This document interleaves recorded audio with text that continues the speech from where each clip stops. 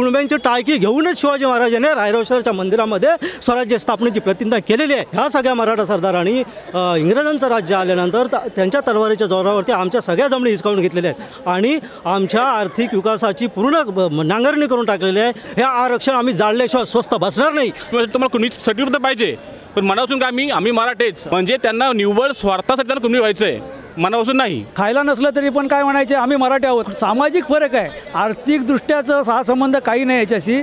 मुळामध्ये सर आपण जे म्हटलं जातं की कुणबी मराठा एकत्र आहे, हे फक्त कागदावरती आहे। शिवाजी महाराजांच्या काळामध्ये कुणबी मराठा समाज एकत्र दाखवलेले आहे। त्या समाधीमध्ये सगळे जे उल्लेख आहे ते कुणबी मराठा समाज एक आहे, पण इंग्रजांच्या काळानंतर मराठा आणि कुणबी समाजामध्ये रोटीबेटी व्यवहार झालेला नाही।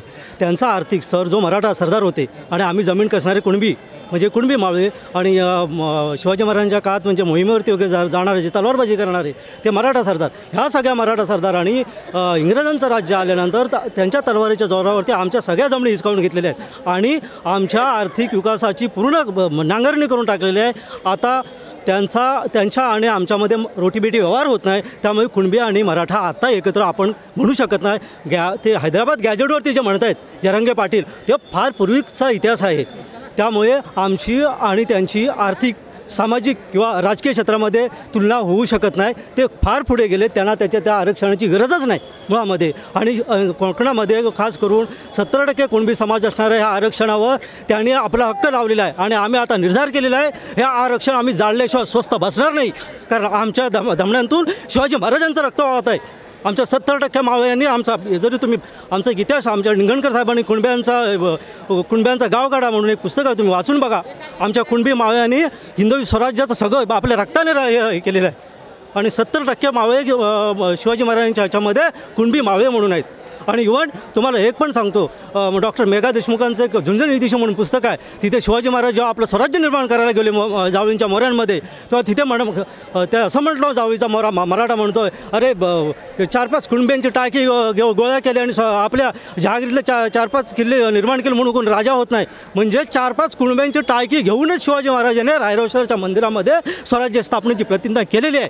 हे आधी तुम्ही लक्षात ठेवणं गरजेचं आहे। त्यामुळे हा आरक्षणावरती जरांगे पाटलांचा अधिकार नाही।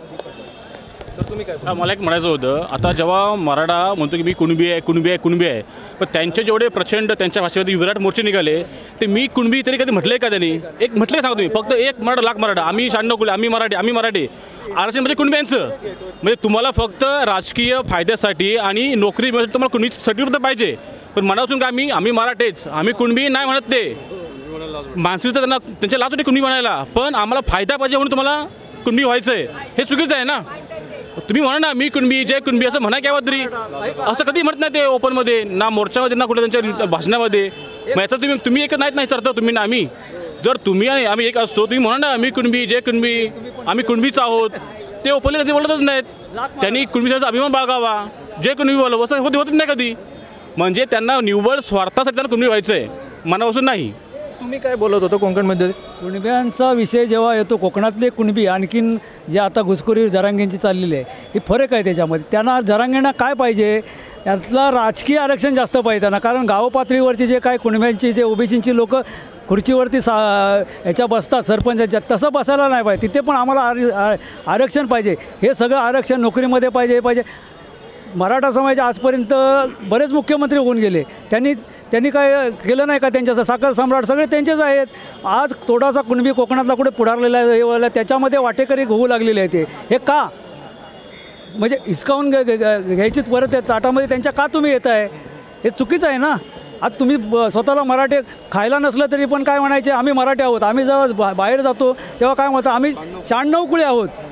मग कुणबी तिथे कुणबी असतो तेव्हा थोडंसं आम्हाला हे वाटतं ना, माझा मित्र जर असेल एखादा तेव्हा तो 96 कुळी अभिमानाने बोलतो, पण मग मी कुणबी म्हटल्यानंतर थोडीशी कमी जात वाटते। मग हा सामाजिक फरक आहे, आर्थिक दृष्ट्याचा हा संबंध काही नाही याच्याशी। तुम्ही सामाजिक याच्यामधून तुम्ही बघा।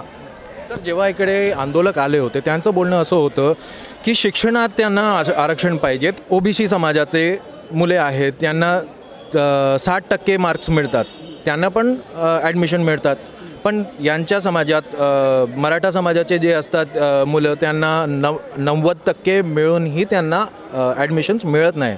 यावर मला बोलायचं आहे, ओबीसीची कट ऑफ आणि ओपनची कट ऑफ जास्त फरक नसतो, 2-3% फरक असतो फक्त। मग काय तुम्ही म्हणता की आम्हाला मिळत नाही म्हणून संधी म्हणून? असं होऊ शकत नाही ना. आणि ओबीसी सुद्धा नॉन क्रिमिनल एक पार्ट आहे, नॉन क्रिमिलियर.